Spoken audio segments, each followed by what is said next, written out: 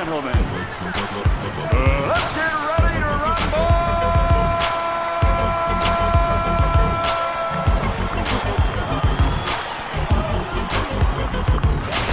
I keep it player while some choose to play it safe. Boy, check the resume, it's risky business in the air.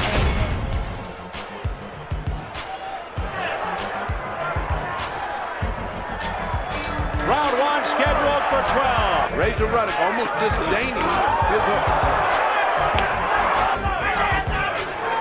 The absence of the jab from Ruddock. Big right by Tyson. He's got him in trouble. Wobbled Ruddock a bit. A heavy right by Tyson stalking Ruddock. Says Bell's land. Oh, down goes Ruddock off an overhand right.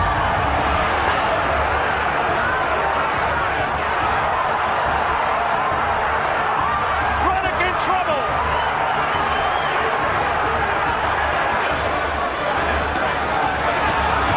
It's as if a jab didn't exist. Oh, what a right hand. Ruddock came back with a left though.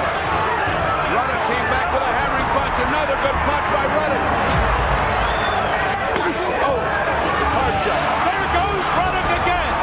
He's down for the second time. I never saw anybody get up off the canvas as well as Razor Ruddock does. He keeps getting up off again. There goes the mouthpiece. It's only the fourth round. Oh, tremendous uppercut by Donovan. And back comes Tyson with a vicious uppercut. Oh, nice uppercut. Two nice uppercuts by Razor Ruddock. Ruddock landing with the right. But again, here comes Tyson. Best punches of this round. Oh, nice. Good left by Ruddock. Oh, what a left hand. Oh, nice shot by Ruddock. This is heavyweight action at its best. Oh, Tyson just got hammered and he comes back fighting. What an exchange. Oh, what a low blow. And then Ruddock answers with a low blow as the bell sounds. They both hit each other low blows. And as the bell sounded, like saying, hey, this is no day at the beach. You're getting as much as you're giving me. Drink Hennessy with no chases. Right hook is like Joe Frazier's. I'm the bodacious. Right parts of Biggest fight in Britain this year, without any shadow of a doubt. Heavyweights with a history, both can fight. He and Joshua are on collision course. Dylan White beat Anthony Joshua in the amateur ranks. Forget boxing. I don't like this guy. Who's Dylan White to me? Nobody. What can you say about Anthony Joshua? Absolutely breathtaking stuff. I'll fight anybody in the ring. I ain't scared of nobody. That is what the boss is about.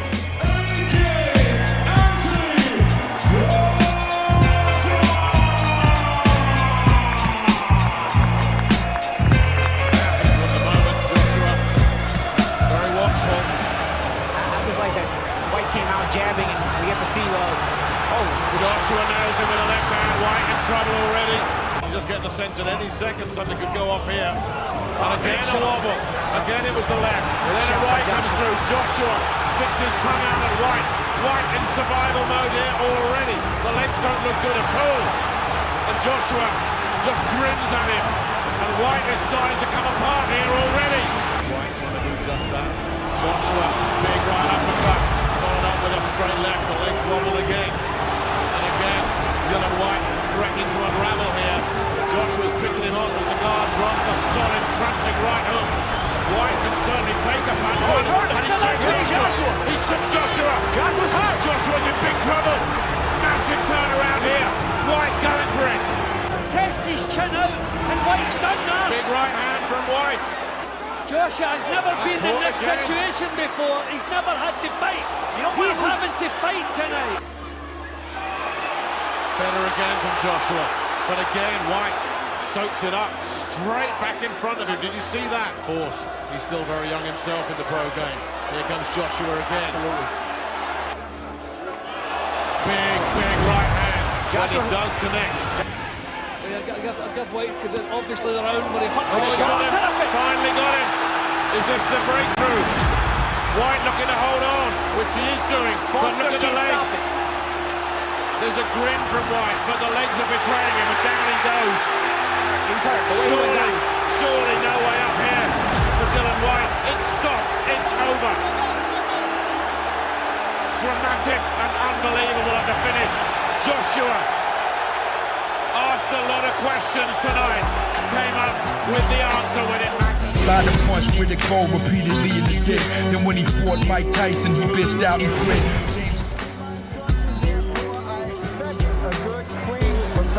Fight.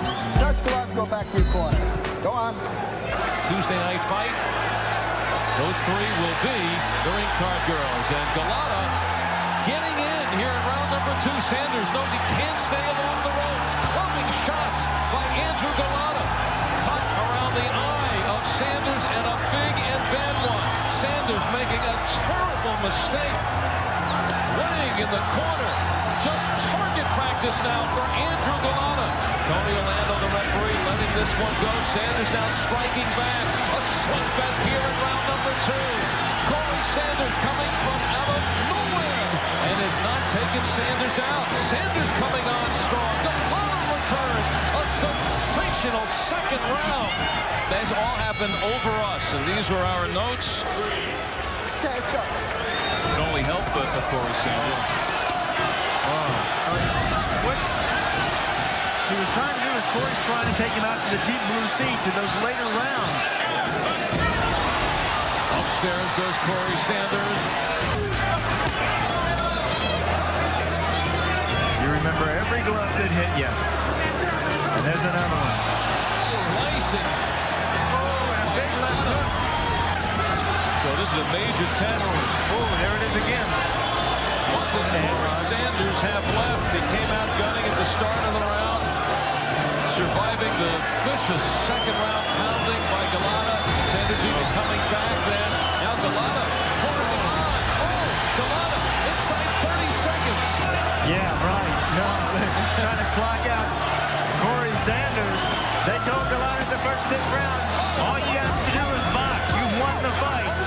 He came out seeking the knockout even in this final round. Ladies and gentlemen, we have a unanimous decision. Andrew Galata. Second round, Chavez greeting from his right ear, yo. Keep your eye on that same nigga from right here. Popcorn spilling all over. 17-0, 30 years old. Dominic Breazeale coming off a loss to Anthony Joshua, where he was very game, but he was really outclassed. Coach sold him like he's the best thing. He calls him the sleeper on the heavyweight division, and he's proving that right now. He's connecting really well. 243, and today 263. Good body shots in the game. He knows he's in with a live body here. Ugono, back to the body again in his home country. Again, he obviously is unique. Goes to the body again, and then the head. A good right hand by Ugono. And down he goes. Yes, but he's also showing the inexperience. He should be holy, but he hurt. Big right hand, Ugono, and then goes to the body. Heads, I guess, he slowed things out. Big right hand, came right off the shoulder, and again. Ugono measuring his man after being drilled. Has Breazeale in trouble. They're both being tired. It's going to be attrition. Big right hand, Breazeale's hurt. Breazeale's hurt again. And he goes down. That should be a knockdown. Dodson starts the count, as he should. He should have finished that job. Big right hand. Big right hand. Dominic and now Ugono goes down. That was a tremendous right hand by Dominic Breazeale. He came back to the head after a stomach shot. He needs to finish him now. He is on weary legs. He's hurt, and it's over. Ugono falls out of the ring, partially from exhaustion, and it was Dominic Breazeale who battled through the... And that's realer than real deal Holyfield. And now you hookers and hoes know how I feel. As heavyweight champion, Evander Holyfield prepared to meet Riddick Bowe in 1992. He was regarded as an undersized overachiever. As a light heavyweight in the 1984 Olympics, he suffered a controversial disqualification. As a pro, he won the 190-pound title, which had little public appeal.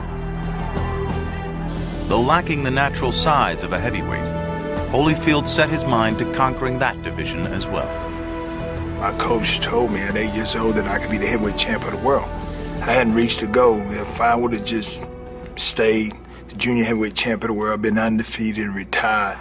He had the skills and smarts, but what made him special was his belief that he could break his opponent's will, no matter his size. I chose to be insecure about what I thought the people would say. I wanted to prove to the guy, you hurt me, I'm gonna hurt you back. Holyfield always talked about how he would box, and then of course he would get hit, and he would start a brawl, and that was his nature. The bigger his opponents, the bigger his will seemed to grow. There was a moment in the Holyfield-Foreman fight. Another left hook, and a right. When Evander went after George and landed 18, 19 punches in a row, he just wasn't going to take no for an answer. There were questions about Bo's qualifications. The knock on him was that he was lazy. There were rumors all the time. He had to be barred from going to the kitchen during training. It was difficult to get him to get up and do his road work. I was with Riddick when he was an amateur, and we had a lot of fun, but he never showed the drive to be a champion. Louis brought him in as a sparring partner for Tyrell Biggs. Tyrell's beating the living shit out of him every day, primarily because he was just going through the motions. But no one questioned Bo's pure talent for fighting. We knew that he had the size, we knew he had the speed, we knew he had the strength and the talent. What we didn't know is whether, when the going got tough, whether he was going to be able to step it up. As he showed against trial horses Pierre Kotzer and Bigfoot Martin, Bo was not the usual plodding giant. Taking on Holyfield for the title, however, would require a new level of commitment. He was the guy that I boxed when I was an amateur, he was a professional. But I knew that from his attitude and his makeup, when you fight a guy like Evander Holyfield, I'm gonna tell you, Evander comes to get it. So I never underestimated him. You never saw a more focused, more serious Riddick Bowe. It was perhaps the best training camp that we've ever had. Bo was ready to fight for the title. A crowd of 18,000 awaits the fourth title defense for Evander Holyfield, a defense which now becomes the biggest test for respect in his 2-year reign as champion. On November 13th, 1992, the challenger appeared ready, but few anticipated the ferocious encounter we'd see that night. Holyfield, the heavyweight champion, giving up 30 pounds to the title challenger. Playing early here in this heavyweight title fight. There's a combination from Holyfield, and then Bo responds, digging a right hand to the body, and a good exchange. Very, very competitive, high energy first round. Right hand from Holyfield. So Bo can think that he's running the show. Look at this. Back and forth they go, trading toe-to-toe. Round 3, undisputed heavyweight title on the line here in Vegas. Both men undefeated. Both men feel they have reached the prime of their career. Sticking him with a telephone pole jab. Holyfield just missed with the right hand. Bo came right back, and then they trade again. Good stuff between these unbeaten heavyweights. Round by round, the excitement was building, but it was the 10th round which took the fight into the stratosphere. Bo stuns him with an uppercut, and just like that, the champion struggles to stay on his feet. What a hard fight, Holyfield. He's gonna stay on his feet. He's hanging in there. He hit me with an uppercut. Oh, it's a shot. Oh, all of a sudden, I know that I'm hit. Now I go on defense, and he's swinging for life. Gets away from the right hand, blocks another one. Bo throwing and throwing, now goes to the body. Holyfield somehow standing up. Riddick laid so much punishment on Evander in the first minute and a half of the round that it was pretty hard to fathom how Evander was standing up. Joe Cortez watching. Champion gets the benefit of the doubt. It was just a matter of him getting hit one more devastating blow before I would have stopped it. However, Holyfield has been known to get staggered and come back. If you can feel the pain, then you're still in the game. It's when you don't feel the pain, you out. This damn pit bull from Georgia would not go down. Evander Holyfield's incredible powers of recovery once again on display. And all of a sudden, the storm got quiet. Uh-oh now. oh boy, I'm gonna hurt you. All of a sudden, he had Riddick on the run, and for the last 30 seconds of the round, you're wondering how Riddick is going to finish. Look at Holyfield. What a warrior. Reversing the tide of the battle. The champion now has Bo wobbling. And he lands a right hand. Everybody in the Thomas and Mack Center on their feet. A right hand by Holyfield. And another. Round 10 continues after the bell. And when the bell rung, I said, man, I just had 10 more seconds. Now, in the whole fight, now that's the only round that I was wishing that it could have been a little bit more time. I said to myself, this cat here, you all right. I was impressed with him, you know. Pat him on the stomach at the end of the round. I mean, it's a good round, you know. They both survived the storm, but it took more out of Holyfield than Bo. Holyfield was floored in the 11th. Oh, Holyfield in serious trouble now, and he's going to go down. Again, Holyfield proved his resilience. The champion entered the 12th needing a knockout to retain the title. It was not to be. From the back of the arena now, they begin to rise and applaud what has been an extraordinary battle between two men of heart and will and courage and skill. It could have been one of those old fights that went 20, 30 rounds. The bell rang to end the 12th round, and it was like, you know, they were saying 12 rounds isn't enough. We need to go until somebody can't go anymore. And new heavyweight champion of the world, Riddick. And it was devastating to me. Did he win? Oh, yeah. He won. And he won it the right way. He took the fight.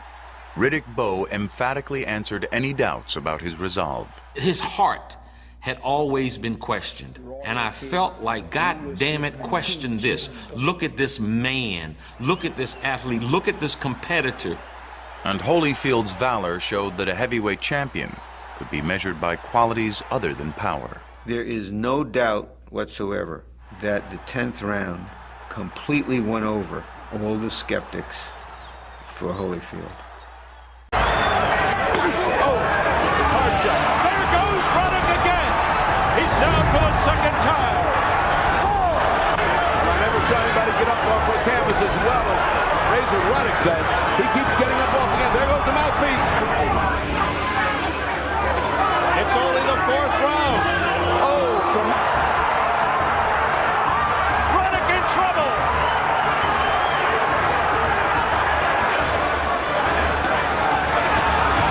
it's as if a jab didn't exist.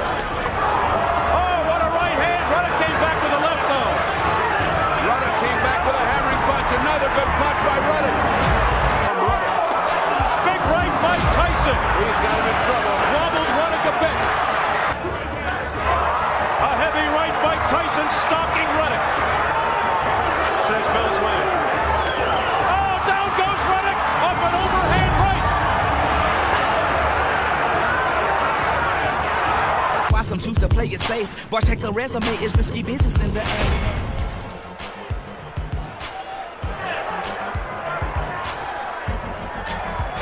Round 1 scheduled for 12. Razor Riddick almost disdaining his hook. Absence of the jab.